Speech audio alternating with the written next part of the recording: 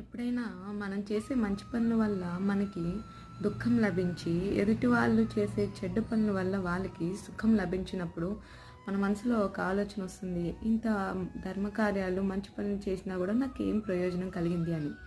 కానీ ఉదాహరణకి మనం చాలా సినిమాల్లో విలన్ క్యారెక్టర్‌ని చూస్తూనే ఉంటాం. సీరియల్స్‌లో కూడా విలన్ క్యారెక్టర్‌ని చూస్తూ ఉంటాం.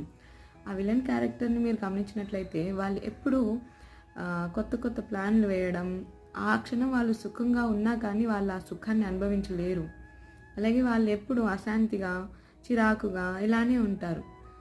చివరాఖరికి వాళ్ళ పతనం అనేది ఖచ్చితంగా జరుగుతుంది. అలాగే హీరో క్యారెక్టర్స్‌ని మీరు చూసినట్లయితే వాళ్ళు దుఃఖాలను అనుభవిస్తారు మంచి పనులు చేయడం వల్ల. కానీ చివరాఖరికి వాళ్ళు ఖచ్చితంగా విజయాన్ని సాధిస్తారు.